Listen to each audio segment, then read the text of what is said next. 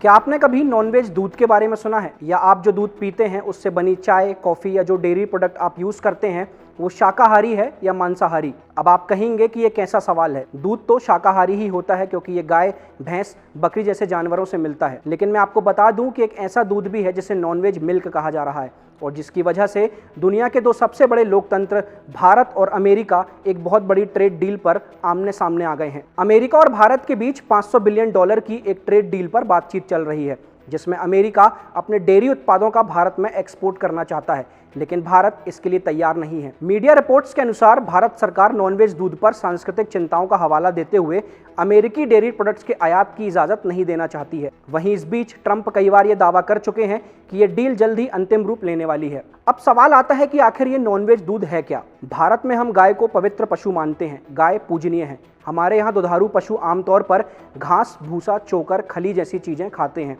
जो कि वनस्पतियों के उत्पाद से तैयार होती हैं। लेकिन अमेरिका और कई पश्चिमी देशों में पशुओं को जो चारा दिया जाता है उसे जानवरों का मांस, हड्डियों के चूरे और खून से तैयार किया जाता है। इसे ब्लड मील भी कहते हैं। अब दूसरा सवाल आता है कि भारत इस पर इतना अडिग क्यों है? वर्ल्ड एटलस की 2023 की रिपोर्ट के मुताबिक भारत की लगभग 38% आबादी शाकाहारी है। ये दुनिया में सबसे ज्यादा है।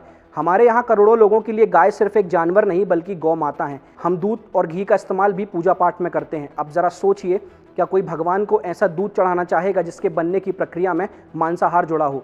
एक और सबसे बड़ी वजह यह भी है कि भारत दुनिया का सबसे बड़ा दूध उत्पादक है। हमारे देश में करोड़ों किसान परिवार डेयरी के काम से जुड़े हैं और ये उनकी आय का एक बड़ा स्रोत भी है। स्टेट बैंक ऑफ इंडिया की एक रिपोर्ट के मुताबिक अगर डेयरी सेक्टर को विदेशी कंपनियों के लिए खोल दिया गया तो भारत में दूध की कीमतों में 15% तक की गिरावट आ सकती है और भारत के किसानों को सालाना 1,03,000 करोड़ रुपए का भारी नुकसान भी हो सकता है। अब सोचिए, अगर अमेरिका के सस्ते डेयरी प्रोडक्ट्स भारतीय बाजार में आ गए तो क्या होगा? संस्कृति, आस्था और अर्थव्यवस्था, यही वो वजह है जो इस ट्रेड डील पर अड़ंगा बनी हुई है। लेकिन भारत का रुख एकदम साफ है कि इसमें कोई गुंजाइश नहीं होगी। अमेरिका से आने वाले डेयरी प्रोडक्ट्स के लिए एक सर्टिफिकेट देना होगा जिसमें साफ साफ लिखा होना चाहिए कि जिन जानवरों से ये दूध लिया गया है उन्हें कभी भी मांस, ब्लड मील या किसी दूसरे जानवर के अंगों से बना चारा नहीं खिलाया गया है। जब तक अमेरिका इस बात की गारंटी नहीं देता तब तक उसके डेयरी उत्पादों के लिए भारत के दरवाजे बंद रहेंगे।